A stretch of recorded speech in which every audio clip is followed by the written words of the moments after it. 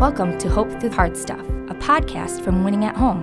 Please welcome your host, speaker, and award-winning author, Steve Norman. Welcome to Hope Through Hard Stuff. My name is Steve Norman, and this is an offering of Win at Home. Our guest today is Sarah Young. She's a sexual therapy specialist. She's also a marriage therapist with Hope Restored, a marriage-intensive experience for couples in crisis. She's been married to Lance for 18 years and has 3 amazing children. They're Sarah, pretty great. They are pretty great. Sarah, thanks for joining us today. Yeah, thanks for having me again, Steve. Sarah, last time we just kind of had an overview of the whole big kind of conversation about sex and intimacy and God's design for it. And today we want to narrow the focus a little bit to some myths or mistruths or half-truths that couples carry with them into marriage or through marriage about sex and intimacy. How have you seen some of these myths pop up in your clinical work? Well, Steve, a lot of it for couples is informed by how they grew up in their family system, what they watched between their own parents, what they watched in culture, unfortunately, what they watched in Hollywood. So a lot of people come in believing a lot of things that just aren't true or are skewed or are even a couple degrees off from the truth, but really keep them in places that are stuck or get them frustrated or disappointed or have them come in with unrealistic expectations. And so to debunk those can be really helpful. So let's go ahead and jump into the list. What would you say is the most dominant myth that couples tend to struggle with? The biggest one is definitely that sex is going to be simple, easy, uncomplicated, consistent. That's just not the case. There's so many factors that come into play with how I'm showing up in the bedroom with myself, with my spouse. Life happens and derails us, gets us in the weeds, gets us spinning out. And sex can be easy and connecting and great, but it can also be really complex based on what we're facing in life. What are some of the damages or the consequences of buying into that myth? Steve, some of the damage that does is it really just brings me in with some skewed expectations for what the experience is going to be, how my spouse is supposed to show up, how I'm supposed to show up, what this is supposed to look like every time, what climax is supposed to be. And it can just get me stuck, spinning out in a lot of misplaced expectations and honestly, a lot of misplaced responsibility for where I'm invited to take ownership for my part in the experience. It seems like if we buy into that myth that it's supposed to be easy and it's not easy, then maybe some of the next unfortunate conclusions are something's wrong with sex in general, or something's wrong with you, or something's wrong with me. Exactly. And any of those variations can be really damaging if you follow that path too far. So much so. That cultivates a lot of that shame that we talked about last time. Something's wrong with sex, something's wrong with me, something's wrong with my spouse. Culture screams at us that everybody else is having amazing sex. Hollywood screams at us that this is supposed to be easy and erotic and sensual every time, and that's just not life. Sometimes sex is as mundane as doing the laundry. It's good. It's not over the top every single time. That's just not life. So to couples who have been struggling for either a season or maybe their entire marriage with either no sex as a result of sex being frustrating or unpleasant sex as just sex that people are settling for because it's not easy. Yeah. What do you say to people who need a reset or a reboot? So there's that place where I invite them to trade out that self-judgment or spouse judgment for some curiosity. And can I look at what's really going on here past my disappointment? Because if I just settle into my disappointment or settle into resignation of, okay, well, I guess this is as good as it gets, that's going to be unsatisfying. And like we said last time, God wants more for us. So practically, this is a conversation that happens around the dining room table with a glass of iced tea, not in the bedroom during, before, or after when we're naked and either anxious or frustrated, but just sitting down and hopefully feeling safe enough together to have a conversation of, okay, what has been disappointing? What isn't working? Where are we stuck? And even talking to a counselor or somebody that they really trust of, hey, is this normal? Or pulling out a book. A couple of my favorites are Celebration of Sex by Doug Rosnaugh. I love The New Married Sex by Gary Thomas and Deborah Fileta. I love those. Just speaking some truth into it and that people aren't alone when they are coming in with expectations that leave them disappointed, when they're coming in and bump into struggles and just don't know how to get unstuck. There are ways to scooch toward healthier, scooch toward more connecting, scooch toward it feeling like less of a frustrating thing. When you identify obstacles with couples, what are some of the issues that are most common that make sex difficult? Are they physical issues? Are they life stage issues? Are they busyness issues, mental health issues? What do you tend to see as some of the common factors? Yes, yes, yes, and yes. Okay. It's all of the things. It's going to be different for every couple. Some of the physical realities are things as, I don't want to say things as simple as, but things as normal as aging, body shifting, medical issues.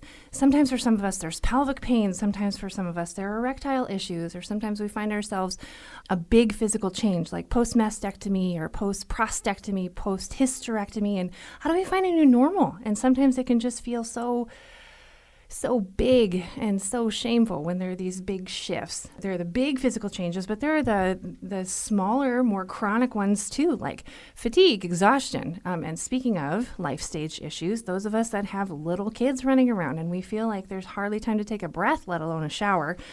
So for me to shift from parent into spouse and lover, that can oftentimes be a big sell. Emotional and mental health issues for sure. If we're wrestling with anxiety, depression, that's going to really impact how my body kicks in, how my heart kicks in, whether or not I can be present in the experience. Sometimes I'm just spinning out in the stress, or I'm really trying to just come up for air out of the darkness when I'm in those emotionally difficult spots.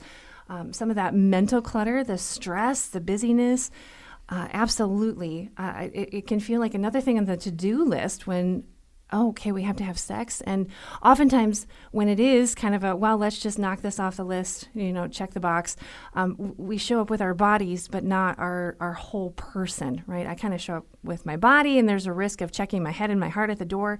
And that's not a sustainable way to interact sexually. So those absolutely play into sex is going to be easy. And then all these components contribute to making it complicated. And then there's a discussion about frequency, because some of us have higher desire than others. Stereotypically, culture will tell us that men have higher desire than women. That's not always the case. That can absolutely be the opposite too, where women have the higher drive and men don't necessarily. And having those conversations in the midst of the busyness, in the midst of all the things, it can be really challenging. And then the frequency piece, where maybe one of us is wanting it 5 times a week and the other is wanting it 1 time a week or 1 time a month. And how do we navigate that conversation? And then that taps into some of those deeper soul issues, into, okay, my identity as a man, it's really validated and connected with when we engage sexually. And then if we're not able to show up there together, what does that mean about me? Or for a woman, if I'm not pursued, what does that mean about me? And it just gets us all kinds of complicated. So it really is a lot of issues tangled up together. It's never just one. But it sounds like one gift that couples could give themselves in the midst of this conversation is grace. Yes. Just to be able to say, if it's not always easy, we can give ourselves permission to be curious. Yep. And permission to be patient. Yes. And permission to persevere. So that's amazing. What that requires is that I show up as an adult in the bedroom. That can be challenging for a lot of us. Adult meaning I'm taking responsibility for myself, my behaviors and actions, my feelings, my thoughts, my beliefs about sex, about our relationship, about all that. I'm owning that. When I put that off on my spouse, in the vein of, well, you need to fix this for me, or you need to show up in this way so that I can fill in the blank. When there's that misplaced responsibility, we're going to get tangled. It's going to be really challenging to be gracious, to cultivate a place of safety, to have some of these really vulnerable conversations, to give grace, to receive grace. So me showing up as a grown-up, that's really important to be able to cultivate conversations, let alone healing. That's great. Sarah, what's another myth on your list that has surfaced over the years? Another one has to do with the big O that goes along with sex, if you will. And one of my professors, when I was doing my sex therapy training, said, sex is never about orgasms. That is not the big O. And culture pushes this little buzz at the end of the experience as the be-all, end-all of sexual connection. And the big O has always been about oneness. It's not about orgasms. It's about oneness. And a lot of attention is given to, are those happening? Are they not? And yeah, that's a component to talk about because that's a really beautiful component for couples to be able to enjoy together. And there's an element of surrender when I can experience that release with my spouse. But it is a piece, not the piece. So when people miss that and think it's just about reaching that point of release, feeling that connection, feeling the stress relief, the dopamine, all those things that climactic release provides. Again, that's a piece, but the oneness and the connection in that is huge. And we're going to talk about this a little bit more later with one of our episodes on all the realms of intimacy that are beyond just sex. But particularly within sex, a lot of focus is given to the orgasm, much more so than is needed. Gotcha. All right, so what's another one? Another one. I will always be in the mood, or my spouse should always be in the mood. Well, we talked about that busyness. We talked about all the components that make it complicated. That can throw a wet blanket over that drive for sexual connection. Here's the thing about mood, right?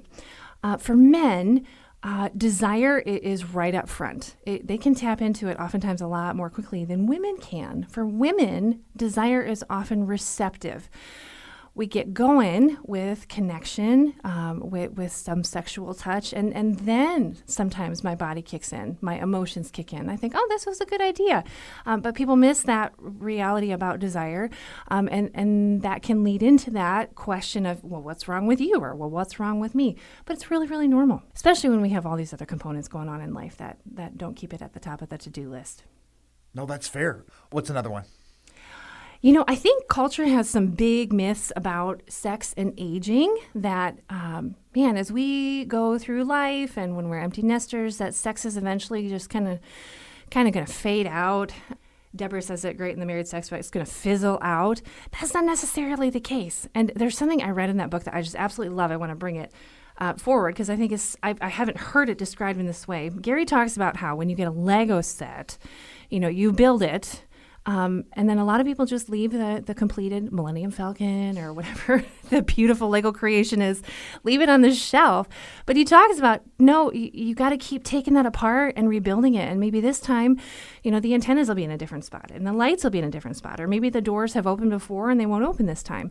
I love that picture because the duration of the sexual journey for a husband and wife, it is not going to be the same. And that's life, right? Things are constantly changing. So to assume that our sex life would be any different, that's going to keep us stuck. Every new phase that I bump into as a woman, Sarah at 20, pre-babies, that's different than Sarah in the mid-30s with different pieces of my body looking different and post giving birth to 3 little ones, to Sarah currently in mid-40s, perimenopausal, and my body throwing me for a loop with some different things and cycles being different. It's going to be different when I'm going through menopause and after. And for men too, suddenly there's a day when the erection doesn't hold and they think, oh my goodness.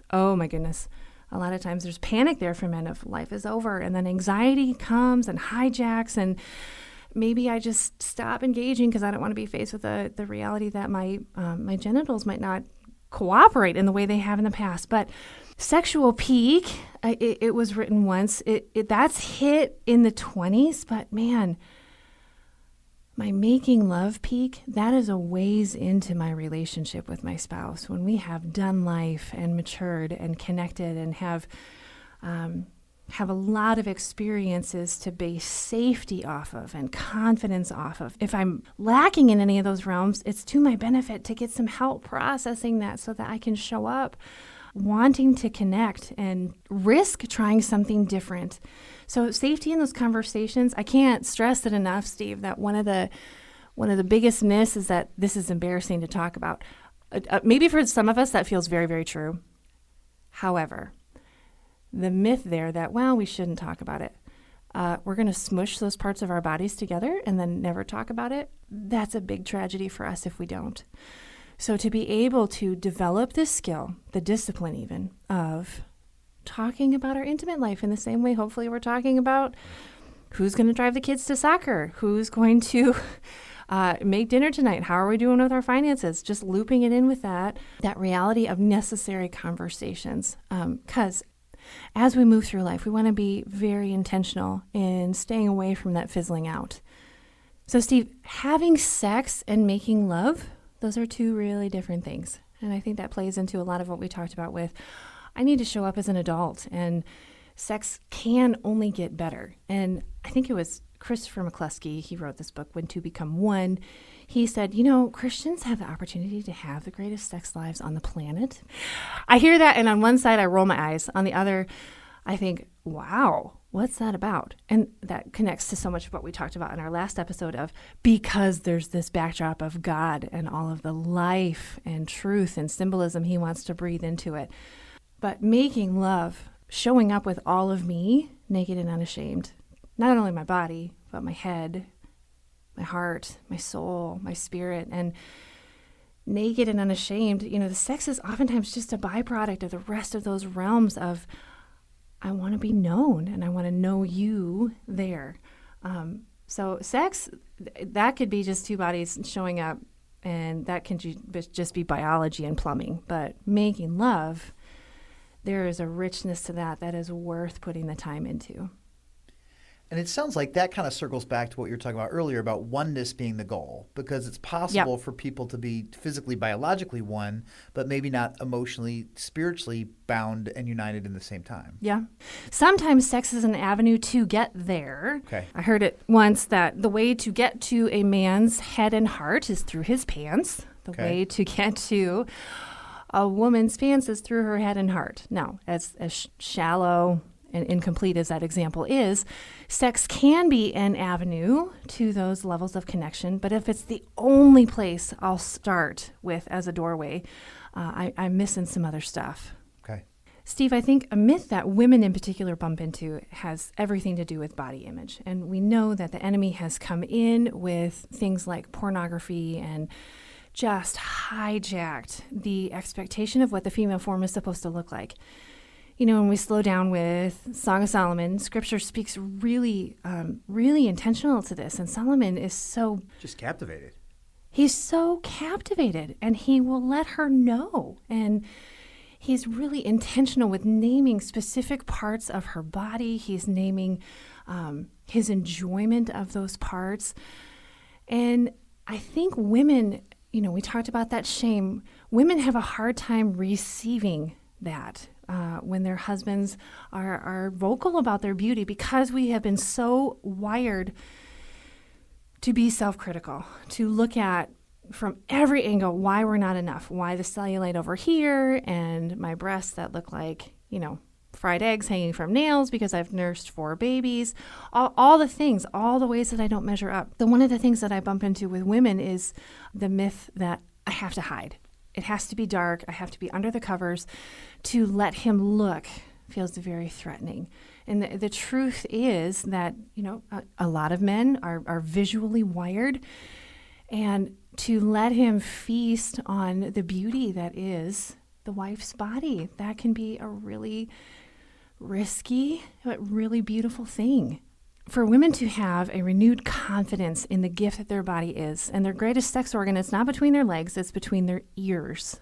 Some of those places of confidence, and that the truth being that they can walk in confidence, almost scandalous confidence, if you will, because it goes so against what culture tells me I'm invited to do or not do. What have been some tools and practices that you've seen couples, not just women, but couples, utilize together to maybe clear that hurdle or find a way around that particular obstacle? Sure.